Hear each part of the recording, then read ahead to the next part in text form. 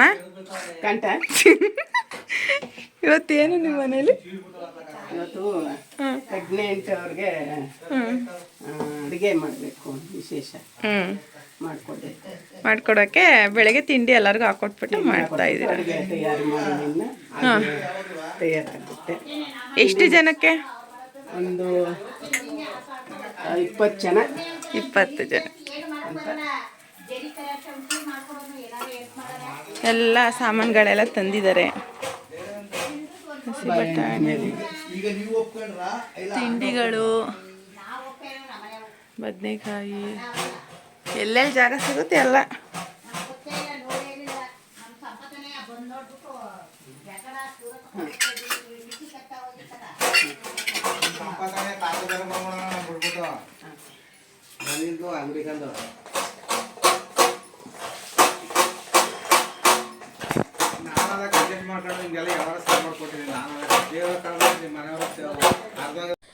ಎಲ್ಲ ತಯಾರಿ ಮಾಡ್ಕೊಂಡಿದ್ದೀವಿ. ಇವಾಗ ಒಂದೊಂದಾಗಿ ನಾನು ಯಾವ್ಯಾವ ರೀತಿ ಅಡುಗೆ ಮಾಡಿದೆ, ಏನೇನು ಅಡುಗೆ ಮಾಡಿದೆ, ಯಾವ ರೀತಿ ತಯಾರಿ ಮಾಡಿಕೊಂಡೆ ಅಂತ ನಾನು ನಿಮಗೆ ಇಲ್ಲಿ ತಿಳಿಸ್ಕೊಡ್ತೀನಿ.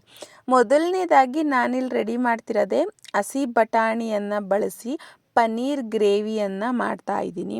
ಟೊಮೊಟೊ ಪ್ಯೂರಿ ಹಾಕಿ ಹಾಗೆ ಹಸಿ ಒಂದು ಖಾರವನ್ನು ರುಬ್ಬಿ ಹಾಕಿ ಮಾಡೋದ್ರಿಂದ ಪನ್ನೀರ್ದು ಸಖತ್ತಾಗತ್ತೆ. ಇದ್ರ ಜೊತೆಗೆ ನಾನಿಲ್ಲಿ ಡಿಫ್ರೆಂಟಾಗಿ ಇರಲಿ ಅಂತ ಅಂದ್ಬಿಟ್ಟು ಸ್ವಲ್ಪ ಕಾಯಿ ರಸವನ್ನು ಹಾಕ್ತಾ ಇದ್ದೀನಿ ಗ್ರೇವಿಗೆ. ಕಾಯಿ ರುಬ್ಬಿ ಹಾಕೋದ್ರಿಂದ ಅದು ಸಿದ್ರೆ ಬರುತ್ತೆ, ಸಿಪ್ಪೆ. ಬಟ್ ಕಾಯಿ ರಸ ಒಂದು ಗಟ್ಟಿಯಾಗಿ ಹಾಕೋದ್ರಿಂದ ಪರ್ಫೆಕ್ಟಾಗಿರುವಂತಹ ಒಂದು ಟೇಸ್ಟ್ ಬದಲಾವಣೆ ಆಗುತ್ತೆ. ನೀವು ಇನ್ನೊಂದು ಸರಿ ಮಾಡೋದಾದರೆ ಈ ರೀತಿ ಮಾಡಿ ನೋಡಿ. ಕೆಲವರು ಸಾಂಬಾರಿಗೆಲ್ಲ ಕಾಯಿ ರುಬ್ಬ ಹಾಕೋಲ್ಲ, ರಸವನ್ನು ತೆಗೆದು ಹಾಕ್ತಾರೆ. ಇದಕ್ಕೆ ಪನ್ನೀರನ್ನ ಕೊನೆಯಲ್ಲಿ ಹಾಕಿ ಒಂದು 5 ನಿಮಿಷ ಬೇಯಿಸ್ಬಿಟ್ರೆ ಒಂದು ಲೆವೆಲ್ಲಾಗಿ ಕರೆಕ್ಟಾಗಿ ಪನ್ನೀರು ಬೆಂದಿರುತ್ತೆ, ಸಖತ್ತಾಗತ್ತೆ.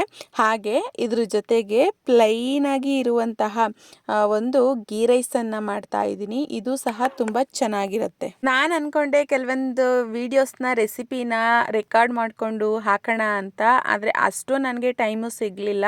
ಹಾಗೆ ಒಂದು ಕೈಲಿ ವೀಡಿಯೋನ ಇಟ್ಕೊಂಡು ಇನ್ನೊಂದು ಕೈಲಿ ಅಡುಗೆ ಮಾಡಿಕೊಂಡು ಹಾಗೆ ಇಷ್ಟು ಥರ ಐಟಮ್ ಮಾಡಬೇಕಾಗಿತ್ತಲ್ವ, ನನಗಷ್ಟು ಟೈಮ್ ಸಾಕಾಗಲಿಲ್ಲ. ಆದ್ದರಿಂದ ಒಟ್ಟಿಗೆ ಒಂದೊಂದು ಚೂರು ಯಾವ್ಯಾವ ರೆಸಿಪಿ ಮಾಡಿದ್ದೀನಿ ಅಂತ ತೋರಿಸ್ತೀನಿ. ಈ ಒಂದು ಪ್ಲೈನ್ ಗೀ ರೈಸಿಗೆ ಹಸಿ ಬಟಾಣಿ ಹಾಕಿ ಹಾಗೆ ಇದನ್ನು ಬಾಸುಮತಿ ರೈಸಲ್ಲಿ ಮಾಡ್ತಾ ಇದ್ದೀನಿ. ಕಾಯಿ ರಸವನ್ನು ಹಾಕಿ ಹಾಲನ್ನು ಹಾಕಿ ಮಾಡೋದ್ರಿಂದ ತುಂಬ ಚೆನ್ನಾಗಾಗತ್ತೆ. ಎರಡು ರೆಸಿಪಿ ಆಯಿತಾ. ಮೂರನೇ ರೆಸಿಪಿ ಬಂದು ಸಿಂಪಲ್ ಅಂದರೆ ಸಿಂಪಲ್ಲು ಆಲೂಗೆಡ್ಡೆ ಪಲ್ಯ ಮಾಡ್ತಾ ಇದ್ದೀನಿ. ಇದು ಏನಕ್ಕೆ ಅಂದರೆ ಆಲೂ ಬೋಂಡಕ್ಕೆ ಹಾಗೆ ಮಸಾಲೆ ದೋಸೆ ಮಾಡ್ತೀನಲ್ವ, ಅದರ ಜೊತೆಗೆ ಆಲೂಗೆಡ್ಡೆ ಪಲ್ಯ ಇರಲಿ ಅಂತ ಅಂದ್ಬಿಟ್ಟು ಎಣ್ಣೆ, ಸಾಸಿವೆ, ಜೀರಿಗೆ ಹಾಗೆ ಹಸಿಮೆಣ್ಸಿನ್ಕಾಯಿ, ಈರುಳ್ಳಿ, ಕರಿಬೇವು, ಕೊತ್ತಂಬರಿ ಹಾಗೆ ಆಲೂಗೆಡ್ಡೆ ಬೇಯಿಸ್ಕೊಂಡು ಸ್ಮ್ಯಾಶ್ ಮಾಡಿ ಅರಿಶಿನ ಉಪ್ಪು ಹಾಕಿ ತಿರುಗಿಸ್ಬಿಟ್ರೆ ಆಲೂಗೆಡ್ಡೆ ಪಲ್ಯ ರೆಡಿ ಆಗುತ್ತೆ. ಇದು 3 ರೆಸಿಪಿ ಆಯಿತು. ಸೊ ಗೀ ರೈಸು ಸಹ ಅಷ್ಟರಲ್ಲಿ ಕುದಿ ಬಂತು, ಅಕ್ಕಿ ಹಾಕಿ ಚೆನ್ನಾಗಿ ಬೇಯಿಸ್ಬಿಟ್ರೆ ರೆಡಿ ಆಗುತ್ತೆ. ಈ ಒಂದು 4ನೇ ರೆಸಿಪಿ ಬಂದು ಸಬ್ಬಕ್ಕಿ ಪಾಯಸ ಮಾಡ್ತಾ ಇದ್ದೀನಿ. ಕೆಲವರು ಸಬ್ಬಕ್ಕಿನ ನೆನೆ ಹಾಕ್ಬಿಟ್ಟು ಅದರಲ್ಲಿ ಪಾಯಸವನ್ನು ಮಾಡ್ತಾರೆ. ಇನ್ನು ಕೆಲವರು ಸಬ್ಬಕ್ಕಿನ ಹುರಿದ್ಬಿಟ್ಟು ಅಥವಾ ವಿಜಲ್ ಬರೆಸ್ಬಿಟ್ಟು ಪಾಯಸ ಮಾಡ್ತಾರೆ. ಬಟ್ ನಾನು ಯಾವ ರೀತಿ ಮಾಡ್ತೀನಿ ಅಂದರೆ ಸಬ್ಬಕ್ಕಿನ ಒಂದು ಅರ್ಧ ಗಂಟೆ ನೆನೆಸಿಬಿಟ್ಟು ತುಪ್ಪದಲ್ಲಿ ದ್ರಾಕ್ಷಿ ಗೋಡಂಬಿ ಎಲ್ಲ ಹಾಕಿ ಹುರಿದ್ಬಿಟ್ಟು ಅದು ಕೆಂಪಗಾದ ನಂತರ ಸಬ್ಬಕ್ಕಿನೂ ಹಾಕಿ ಹುರ್ಕೊಳ್ಳಿ. ಇದು ಮುಳುಗುವಷ್ಟು ನೀರು ಹಾಕಿ ಒಂದು ವಿಜಲ್ ಬರೆಸಿದ್ರೆ ಪರ್ಫೆಕ್ಟಾಗಿ ಸಬ್ಬಕ್ಕಿ ಬೆಂದಿರುತ್ತೆ. ಸೊ ಈ ರೀತಿ ಮಾಡೋದ್ರಿಂದ ಒಂಥರ ಸಾಫ್ಟು, ಮಧ್ಯ ಬೆಂದಿರಲ್ಲ, ಸುತ್ತ ಬೆಂದಿರುತ್ತೆ, ಆ ರೀತಿ ಇರುತ್ತಲ್ವ, ಆ ಥರ ಆಗಲ್ಲ, ಪರ್ಫೆಕ್ಟಾಗಿ ಬೆಂದಿರುತ್ತೆ. ಸೊ ಅದೇ ರೀತಿ ಈಚೆ ಎಲ್ಲ ತರಕಾರಿ ಹೆಚ್ಕೊಡ್ತಾಯಿದ್ರು. ಇನ್ನು 4ನೇ ರೆಸಿಪಿ ಆಯಿತು. 5ನೇ ರೆಸಿಪಿ ಬಂದು ಈ ಒಂದು ತೊಂಡೆಕಾಯಿ ಹಾಗೆ ಕಾಬೂಲ್ ಕಡಲೆಕಾಳು ಹಾಕಿ ಪಲ್ಯ ಮಾಡ್ತಾಯಿದ್ದೀನಿ. ಇದ್ರ ಜೊತೆಗೆ ಬೀನ್ಸು, ಹೆಸ್ರು ಕಾಳು ಸ್ವೀಟ್ ಪಲ್ಯ, ಅದ್ರ ಜೊತೆಗೆ ಎಣ್ಗಾಯಿ ಗೊಜ್ಜು ಇದೆಲ್ಲ ಮಾಡ್ತಾಯಿದ್ದೀನಿ. ಒಟ್ಟಿಗೆ 7 ರೆಸಿಪಿ ಆಯಿತು. ಸೊ ಇವಾಗ ನಾವು ಎಲ್ಲವನ್ನು ಹುರ್ಕೋಬೇಕು. ಹುರಿದ್ಬಿಟ್ಟು ಮಾಡೋದ್ರಿಂದ ಎಣ್ಗಾಯಿ ಗೊಜ್ಜು ಡಿಫ್ರೆಂಟಾಗಿ ನನಗೊಂದು ಏನು ಬೇಜಾರು ಅಂತ ಅಂದರೆ ಒಂದೊಂದು ರೆಸಿಪಿನೂ ವೀಡಿಯೋ ಮಾಡಿ ತೋರಿಸ್ಬೇಕಾಗಿತ್ತು ಅನ್ನೋದು ನನ್ನ ಆಸೆ ಆಗಿತ್ತು. ಬಟ್ ಅಷ್ಟು ಪೇಷನ್ಸು ಇರಲಿಲ್ಲ. ಸೊ ಈ ವಿಡಿಯೋ ಮಾಡಿರೋದೇ ಹೆಚ್ಚು. ತುಂಬ ಚೆನ್ನಾಗಾಗಿತ್ತು ಎಲ್ಲ ಅಡುಗೆನೂ. ಹಾಗೆ ನಾನು ಅಡುಗೆ ಮಾಡೋದಕ್ಕೆ ಶುರು ಮಾಡಿದ್ದು ಬೆಳಿಗ್ಗೆ 8 ಗಂಟೆ. ಸೊ ಅಡುಗೆ ಮುಗಿದಿದ್ದು ಮಧ್ಯಾಹ್ನ 2:30. ಏನಕ್ಕಪ್ಪ ಅಷ್ಟೊಂದೆಲ್ಲ ಟೈಮ್ ಆಯಿತು ಅಂದರೆ ದೋಸೆ ಹಾಕಬೇಕಾಗಿತ್ತು, ಹಾಗೆ ರೊಟ್ಟಿ ಒತ್ತಬೇಕಾಗಿತ್ತು, ಒಬ್ಬಟ್ಟು ಒತ್ತಬೇಕಾಗಿತ್ತು. ಈ ಥರ ಕೆಲವೊಂದು ರಿಸ್ಕ್ ಐಟಮ್ ತಗೊಂಡಿದ್ದು. ಬಟ್ ನನ್ನ ಖುಷಿಗೋಸ್ಕರ ಈ ರೆಸಿಪಿ ಆದಮೇಲೆ ನೆಕ್ಸ್ಟ್ ರೆಸಿಪಿ ಶಾವಿಗೆನ ಹುರ್ಕೊಂಡು ಹಾಗೆ ಇದಕ್ಕೆ ಹಾಲು ಹಾಕಿ ಚೆನ್ನಾಗಿ ಬೇಯಿಸ್ಕೊಬಿಟ್ಟು ಕೊನೆಯಲ್ಲಿ ಸಬ್ಬಕ್ಕಿ ಹಾಗೆ ಸಕ್ಕರೆ ಹಾಕಿ ತುಪ್ಪ ಹಾಕಿಬಿಟ್ಟು ಇದನ್ನು ಚೆನ್ನಾಗಿ ಮರಳಿಸ್ಬಿಟ್ರೆ ರೆಡಿ ಆಗುತ್ತೆ. ಸೊ ಯಾವುದೇ ರೀತಿ ಇದಕ್ಕೆ ನೀರನ್ನು ಬಳಸಿಲ್ಲ, ಫುಲ್ ಗಟ್ಟಿ ಹಾಲು ಹಾಕಿರೋದು, ಸಬ್ಬಕ್ಕಿ ಮಾತ್ರ ಬೇಯಿಸ್ಕೊಂಡಿದ್ದೀವಿ ಅಷ್ಟೇ.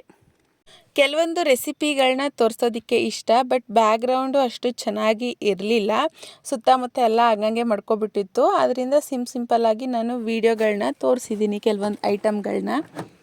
ಇದ್ರ ಜೊತೆಗೆ ಹಾಗೆ ಸ್ವಲ್ಪ ರೊಟ್ಟಿ, ಹೆಸರು ಬೇಳೆಗೆ, ಬಜ್ಜಿಗೆ, ಕೋಸಂಬರಿ, ಇದು ಬದನೆಕಾಯಿ ಎಣ್ಗಾಯಿ ಗೊಜ್ಜಿಗೆ, ಈ ಥರ ದಪ್ಪು ಗುಂಡು ಬದನೆಕಾಯಿಗೆ ಮಸಾಲೆ ತುಂಬಿಟ್ಟು ಇದಕ್ಕೆ ಸಪ್ರೇಟು ಬೇಯಿಸಿ ಮಾಡೋದ್ರಿಂದ ಚೆನ್ನಾಗಾಗತ್ತೆ. ಎಣ್ಣೆಲೂ ಹುರ್ಕೊಂಡು ಮಾಡಬಹುದು ಬದನೆಕಾಯಿನ, ಇಲ್ಲ ಸಪ್ರೇಟ್ ಈ ಥರನೇ ಖಾರ ತುಂಬಿ ಮಾಡೋ ಅಂಥದ್ದು ತುಂಬ ಚೆನ್ನಾಗಿದೆ. ಇದು ಸಪ್ರೇಟ್ ವಿಡಿಯೋದಲ್ಲಿ ನಾನು ತಿಳಿಸ್ಕೊಡ್ತೀನಿ ಯಾವ ರೀತಿ ಮಾಡೋದು ಅಂತ. ಇನ್ಸ್ಟಾಗ್ರಾಮ್, ಯೂಟ್ಯೂಬ್ಗೆ ಹಾಕಿ.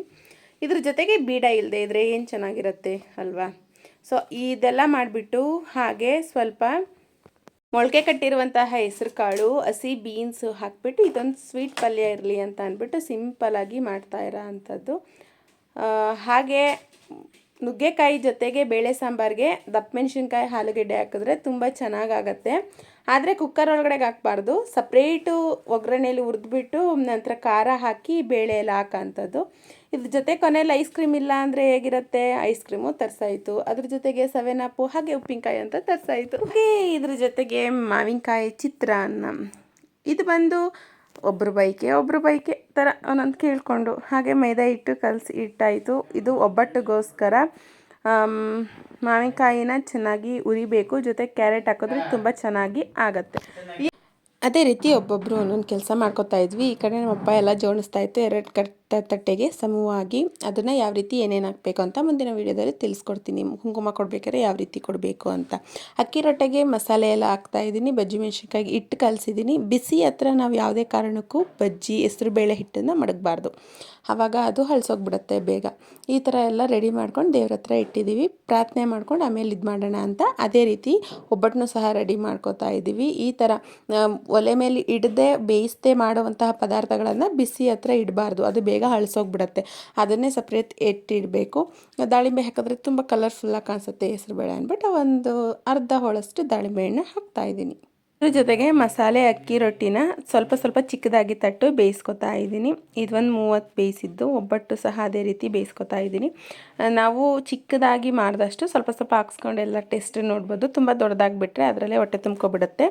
ಸೊ ಇದ್ರ ಜೊತೆಗೆ ಒಬ್ಬಟ್ಟು, ಇದು ಬಂದು ಕಡಲೆಬೇಳೆ ಒಬ್ಬಟ್ಟು, ತುಂಬ ಚೆನ್ನಾಗಾಗಿತ್ತು. ಫುಲ್ ತೆಳ್ಳಗೆ ಬರಲಿ ಅಂತ ಅಂದ್ಬಿಟ್ಟು ಇದನ್ನು ಅಷ್ಟೇ ಮೇಲೊಂದು ಪೇಪರ್ ಇಟ್ಬಿಟ್ಟು ಈ ಥರ ನೀಟಾಗಿ ಉಜ್ಜಿದ್ರೆ ಫುಲ್ ಎಷ್ಟು ತೆಳ್ಳಗೆ ಬೇಕು ಅಷ್ಟು ತೆಳ್ಳಗೆ ಸಖತ್ತಾಗಿ ಬರುತ್ತೆ. ತುಂಬ ಸಿಂಪಲು, ಆದರೆ ಮಾಡೋಕ್ಕೆ ಪೇಷನ್ಸ್ ಬೇಕು ಅಷ್ಟೇ. ನಾನು ಇದರಲ್ಲಿ ಸ್ವಲ್ಪ ಆಟ ಆಡ್ತಾ ಇದ್ದೆ, ಹಾಕ್ಬಿಟ್ಟು ಹೀಗೆ ಹಾಕೋದು ಅಂತ ಅಂದ್ಬಿಟ್ಟು ಮಾಡ್ತಾಯಿದ್ದೆ. ಈ ರೆಸಿಪಿ ಫಸ್ಟ್ ಎಲ್ಲ ರೆಸಿಪಿ ಮಾಡಿಟ್ಬಿಟ್ಟು ಈ ಥರ ನಿಂತ್ಕೊಂಡು ಸ್ವಲ್ಪ ಟೈಮ್ ತೊಗೊಂಡು ಪೇಷನ್ಸಿಂದ ಮಾಡೋ ಅಂಥದ್ದು ರೆಸಿಪಿಗಳನ್ನ ಕೊನೆಯಲ್ಲಿ ಇಟ್ಕೊಂಡಿದೆ. ಇದು ಅಷ್ಟೇ ತುಂಬ ಚೆನ್ನಾಗಿ ಬಂತು. ನೀವು ನೋಡಬಹುದು ಹಾಕಿದಾಗ ಎಷ್ಟು ತೆಳ್ಳಗೆ ಬರುತ್ತೆ ಅಂತ. ಈ ಥರ ಅಂದರೆ ಒಂದು 2-3 ತಿನ್ನಬಹುದು ತುಪ್ಪ ಹಾಕ್ಕೊಂಡು. ನೋಡಿ ಸಖತ್ತಾಗಿ ಬಂತು. ಇದೇ ರೀತಿ ಈ ಥರ ಫುಲ್ಲು ದಬಾಕಿದ್ದೀನಿ, ಅದು ಸಹ ಸಖತ್ತಾಗಿ ಬಂದಿದೆ. ಈ ಒಂದು ನೋಡೋದಕ್ಕೆ ಸಖತ್ತಾಗಿತ್ತು. ಇದಕ್ಕೆ ವೈಟು ಅಥವಾ ಕೇಸರಿ ಕಲರ್ದು ಬೆಲ್ಲ ಬರುತ್ತಲ್ವ, ಅದು ಹಾಕೋದ್ರಿಂದ ತುಂಬ ಸಖತ್ತಾಗಿ ಬರುತ್ತೆ ಒಬ್ಬಟ್ಟು. ನೋಡಿ ಇವಾಗ ಯಾವ ರೀತಿ ಎತ್ತಾಕ್ತೀನಿ ಅಂತ ನೋಡಿ, ಸಖತ್ತಾಗಿ ಬಂದಿದೆ. ಸೊ ಇದ್ರ ಜೊತೆಗೆ ನಾನು ಮಾಡ್ಕೋತಾ ಇದ್ದೀನಿ ಹಾಗೆ ಸೈಡಲ್ಲಿ ಸಂಡಿಗೆ ಹಾಕೊಳ್ಳೋ ಅಂಥದ್ದು, ಬಜ್ಜಿ, ಆಲೂ ಬೋಂಡ, ಕೊನೆಯಲ್ಲಿ ಎಲ್ಲನೂ ಹಾಕ್ಬಿಡೋಣ, 2 ಗಂಟೆ ಟೈಮ್ ಆಯಿತು ಅಂತ ನಮ್ಮ ಮನೆಯವರು ಒಬ್ಬಟ್ಟೆಲ್ಲ ತಟ್ಕೊಡ್ತಾ ಇದ್ದಾರೆ ನನಗೆ. ಸೊ ಒಬ್ಬಳೇ ಮಾಡ್ತಿದ್ದೀನಿ ಅಂತ ಅಂದ್ಬಿಟ್ಟು ಒಂದು ಕಡೆ ನಮ್ಮ ಚಿತ್ರಾನ್ನ ಕಲಿಸ್ತಾ ಇದೆ, ಒಬ್ಬರು ಹೆಸರು ಬೇಳೆ ಕಲಿಸ್ತಾ ಇದ್ದಾರೆ. ಬೇಗ ಅಂದ್ಬಿಟ್ಟು ಈ ಥರ ಇಷ್ಟು ರೆಸಿಪಿಗಳನ್ನ ಮಾಡಿಬಿಟ್ಟು ಇದ್ರ ಜೊತೆಗೆ ಒಂದು ಮಿನಿ ಮಸಾಲೆ ದೋಸೆ ಇರಲಿ ಅಂದ್ಬಿಟ್ಟು ಇದು ಅದೇ ಸ್ಟವ್ ಮೇಲೆ ಸಣ್ಣದಾಗಿ ಹಾಕ್ತಾಯಿದ್ದೀನಿ. ಸಪ್ರೇಟ್ ಖಾರ ಹಚ್ಚಿ ಆಲೂಗಡ್ಡೆ ಪಲ್ಯ ಹಾಕಿ ಮಾಡೋದ್ರಿಂದ ಸಖತ್ತಾಗಿರುತ್ತೆ ದೋಸೆ. ಸೊ ಆಲ್ಮೋಸ್ಟ್ ಎಲ್ಲ ಅಡುಗೆನೂ ತುಂಬ ಚೆನ್ನಾಗಾಗಿತ್ತು. ಆಲೂ ಬೋಂಡನೂ ಚೆನ್ನಾಗಿ ಬಂದಿತ್ತು. ಅಷ್ಟರಲ್ಲಿ ಈಚೆನೂ ಎಲ್ಲ ಮಾತಾಡ್ತಾ ಕೂತಿದ್ರು. ಎಲ್ಲ ಅಡುಗೆ ಮಾಡಿ ಎಲ್ಲರಿಗೂ ಬಡಿಸ್ಬಿಟ್ಟು ಎಲ್ಲ ತುಂಬ ಚೆನ್ನಾಗಿ ಎಂಜಾಯ್ ಮಾಡಿದ್ರು. ಈ ವಿಡಿಯೋ ಏನೇನು ಮಾಡಿದ್ದೆ ಅಂತ ಅಂದ್ಬಿಟ್ಟು ಮುಂದಿನ ವೀಡಿಯೋದಲ್ಲಿ ತಿಳಿಸ್ಕೊಡ್ತೀನಿ. ಅಂದರೆ ಯಾವ ರೀತಿ ಬಡಿಸ್ದೆ ಹೇಗಿತ್ತು ಅಂತ ಸ್ವಲ್ಪ ಇಲ್ಲಿ ಹಾಕಿದ್ದೀನಿ. ನಾವು ತಿಂದ್ವಿ, ನಾವು ಎಂಜಾಯ್ ಮಾಡಿದ್ವಿ. ನನಗಂತೂ ತುಂಬ ಇಷ್ಟ ಆಗಿತ್ತು. ಈ ವಿಡಿಯೋ ನಿಮಗೆ ಇಷ್ಟ ಆಗಿದರೆ ಲೈಕ್ ಮಾಡಿ, ಶೇರ್ ಮಾಡಿ, ಕಮೆಂಟ್ಸ್ ಮಾಡಿ, ಹೇಗಿತ್ತು ಅಂತ ತಿಳಿಸಿ. ಹಾಗೆ ನಮ್ಮ ಚಾನಲ್ನ ಸಬ್ಸ್ಕ್ರೈಬ್ ಮಾಡಿ. ಇದೊಂದು ನನ್ನ ಒಂದು ಎಂಜಾಯ್ಮೆಂಟ್ಗೆ ಎಷ್ಟೇ ದಿನಗಳಾದರೂ ಎಷ್ಟೇ ವರ್ಷ ಆದರೂ ನೋಡ್ಕೋಬಹುದು ಅನ್ನೋ ಒಂದು ಕಾರಣಕ್ಕೆ ವಿಡಿಯೋ ಮಾಡಿ ಹಾಕಿದ್ದೀನಿ, ಯಾವುದೇ ರೀತಿ ತೋರಿಕೆಗೆ ಅಲ್ಲ. ಸೊ ಹಾಗಿದ್ರೆ ಇನ್ಯಾಕೆ ತಡ, ನಮಗೂ ಬಡಿಸ್ತಾ ಇದ್ದಾರೆ, ನಾವು ತಿನ್ಕೊಬಿಡ್ತೀವಿ. ಟೈಮ್ ಬಂದು ಎಕ್ಸಾಕ್ಟ್ 4 ಗಂಟೆ. ನಾವು ಊಟಕ್ಕೆ ಕೂತಾಗ ಬಡಿಸ್ತಾ ಇದ್ರು. ಒಂದೇ ಎಲೆ ಮೇಲೆ ನಾವಿಬ್ಬರು ಕೂತಿದ್ವಿ ಅಷ್ಟೇ.